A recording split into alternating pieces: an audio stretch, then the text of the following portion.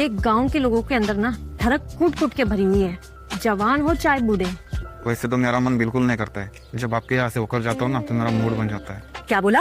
तो दोस्तों, स्टोरी की शुरुआत में लल्लन को उसके दोस्त से बात करते हुए दिखाया गया है। वो अपनी फूटी किस्मत के लिए रो रहा था, लेकिन वो नहीं जानता था कि उसके साथ एक बड़ा हादसा होने से बच गया है। अब उनकी बात चल रही थी कि तभी भाभी का आशिक मंगरू उनके पास आ जाता है। तब लल्लन बोलता है, क्या हुआ मंगरू, तू तो भाभी के पास गया था ना, तेरी किस्मत तो हमसे अच्छी निकली, अब तू कहाँ जा रहा है? तो मंगरू बोलता है, यार मैं डॉक्टर के जा रहा हूँ, बहुत बड़ी परेशानी आ गई है। लल्लन बोलता है, फिर डॉक्टर के पास क्यों जा रहा है, शीघ्र पतन की बीमारी तो नहीं हो गई? तब मंगरू बोलता है, अरे भाई मेरे हथियार में आज भी इतनी जान है, दीवार में छेद कर दूं। लल्लन बोलता है, फिर डॉक्टर के यहाँ क्यों जा रहा है? इस पर मंगरू बोलता है, वो क्या है कि कल भाभी के खेत से पानी निकालना इतना महंगा पड़ गया कि कमर दर्द हो गई है, और हाँ, उनके खेत से पानी निकालना कोई आसान बात नहीं है, सारे बोरवेल खराब हो जाते हैं। इसके बाद लल्लन अपने रास्ते पर और मंगरू अपने रास्ते पर निकल जाता है। मंगरू मंचली भाभी के क्लिनिक पर जाता है। वहाँ पर बहुत भीड़ थी, लेकिन मंगरू का नंबर फर्स्ट आने वाला था, क्योंकि वो तो मस्तानी भाभी का एक कस्टमर था। वहाँ पर वो डॉक्टर से मिलता है। डॉक्टर बोलती है, तुम्हारी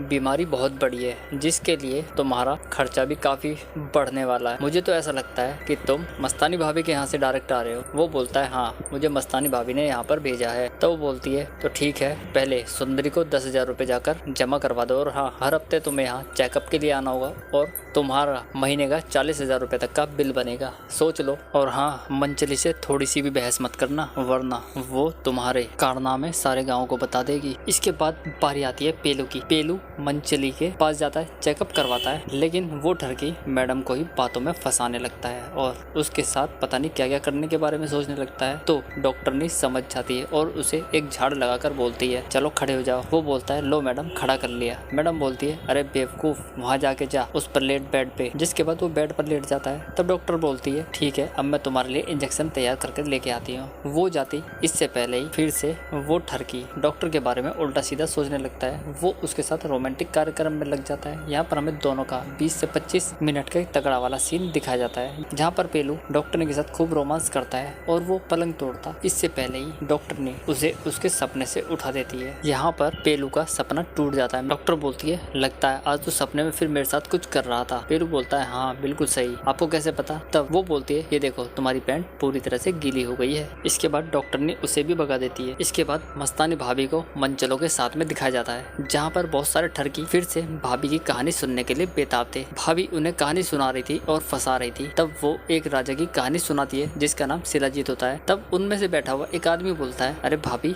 शिलाजीत तो वो होता है पत्थर की तरह जो हम खाते हैं। तब भाभी बोलती है, हाँ बिल्कुल सही, उस राजा का नाम भी शिलाजीत ऐसे ही पड़ा था, क्योंकि उसका हथियार भी पत्थर की तरह था। इसके बाद भाभी की कहानी आगे बढ़ती है। वो बोलती है, उस राजा ने कई राज्य से रानियां जीत ली थी, उनमें से 6 रानियां प्रमुख थी, जिन्हें वो एक एक करके सभी डे बाय डे उनके साथ सीन बनाता। अब आखिरी दिन संडे का बचता था और उसके पास रानी 6 थी, तो वो रानियों के नाम की पर्ची डालता और उनमें से जो रानी का नाम पर्ची पर आता, वो संडे को उसके साथ सीन बनाता। मतलब रानी भी खुश और राजा भी। इसके बाद भाभी की कहानी खत्म होती है और वो सवाल पूछना शुरू करती है। वो बोलती है, बुधवार के साथ राजा किसके साथ सीन बनाता था? सब लोग सोच में पड़ जाते हैं। उनमें से एक बोल देता है, राजा नंदिनी के साथ सीन बनाता था। इसके बाद रानी पूछती है, अच्छा राजा का क्या नाम था? मंगरू राजा का नाम बता देता है। इस बार भी 2 बंदे और भाभी 1। देखते हैं क्या होगा आगे। इस बार भाभी फिर से एक सवाल पूछती है कि शीतल का दिन कौन सा था जिस दिन राजा के साथ सीन बनाता है? तो फिर से उनमें से तीसरा पर्सन बोल देता है, शुक्रवार। इस बार मतलब 3 आदमी हो चुके थे। इसके बाद भाभी तीनों के नाम की पर्ची बनाती है और मक्खन जीत जाता है। फिर क्या था, इस बार